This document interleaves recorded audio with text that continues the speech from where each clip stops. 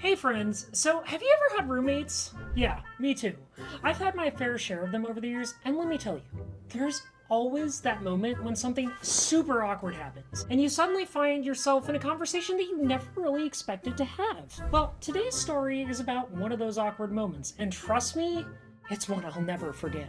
So, once upon a time, I've always kind of wanted to start a story that way. My husband and I had been saving up for ages to buy a house.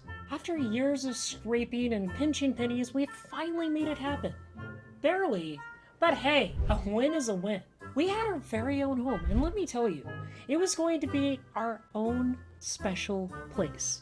But there was one tiny catch. To make the financials work, we needed roommates. No problem, right? Who better than two of our friends? And hey, they were a couple. Easy peasy, right?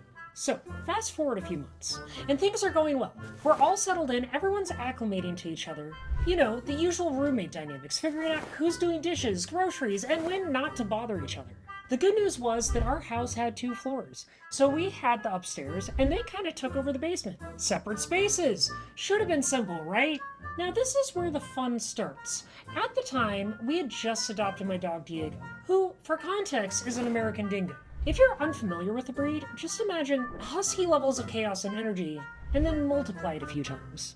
These dogs, they love getting into places they shouldn't. I mean, Diego could practically teleport from one room to another if he just thought that there was something in there that he could chew. So, of course, he figured out how to open doors. Great, right?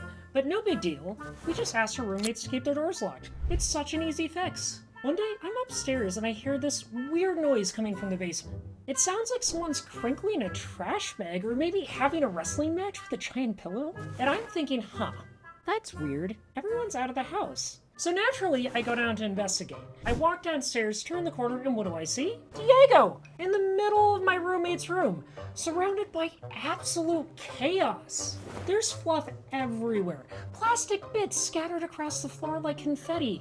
And I'm standing there like, how in the hell did you even get in here? Did you pick the lock? Is my dog secretly a criminal mastermind? Okay, obviously, Diego didn't actually pick the lock. But honestly, it kind of felt like it at the time because I had no idea how he managed to get his way into the room.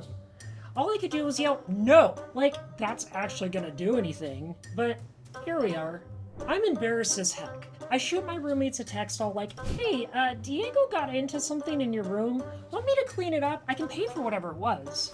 I'm cringing the whole time because I'm thinking, great, now I owe them for whatever expensive thing my furry little chaos machine just destroyed. And my roommate texts me back, sure, go ahead and clean it up. Let me know what it was. So back down I go to face the mess. And it's like, what even happened here? There's fluff everywhere and these weird little white plastic bits. I'm looking around trying to figure out what exactly got shredded. And that's when I see it. A half-spilled plastic bag peeking out from under the bed, with more of that mysterious fluff inside. I reach down and grab it. And what do I pull out? A large diaper, like an adult-sized diaper. And not just one, a whole bag of them. Or rather, what's left of the bag? The rest were now decorating the floor like confetti at the world's most awkward party. Yeah, it's that kind of diaper. Cue my slow realization as I'm standing there, ankle deep in shredded padding and plastic. Now, I've met baby furs before, but I had no idea that my roommates were into it. And here I am, holding what's left of their, supplies? And I'm thinking, well, this is just painfully awkward, but hey, I'm a coyote. When in doubt, I go for the direct approach. So I send a blunt text, hey, it looks like Diego shredded a bunch of diapers? Now, you know that feeling when you can see the dots from the typing indicator and they keep on starting and stopping?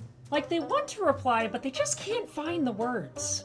Yeah, that's what happens. The dots appear, they disappear, they come back again. Finally, I get a reply. Oh? Just O? Like, what kind of O is that? So naturally, I decide to follow up with a picture of the disaster zone. You know, for context, I'm standing there, holding my phone, feeling even more awkward than before. Finally, the reply comes. Haha, yeah, sorry about that. I shouldn't leave those things lying around. Super casual, like we're talking about spilled cereal or something. So now I'm standing there, surrounded by fluff, just trying to process everything. I clean up the mess. It fills an entire garbage bag, by the way, and I toss it out, contemplating all my life choices while I do this. How did I end up here? How did I go from owning a house to picking up the shredded remnants of my roommate's adult diapers? Life, it's weird. That night, when everyone got home, I decided to order pizza for the whole house. You know, to break the ice and ease the lingering awkwardness. We all sat down, shared some beers, and naturally had a fantastic laugh about the whole situation. I mean, when your dog shreds your roommate's personal supplies, what else can you do but laugh, right? It's one of those bizarre life moments that, for better or for worse, bring people closer together. So, the moral of the story? Well, life is full of surprises. Sometimes those surprises involve your dog, a blizzard of fluff, and learning a little bit more about your roommates than you ever expected? But hey, if you can't laugh at life's awkward moments, what's the point, right? Just remember to lock your doors, or maybe get a dog that isn't a master lockpicker. Anyways, I hope you got a good laugh out of this, because I sure did, eventually.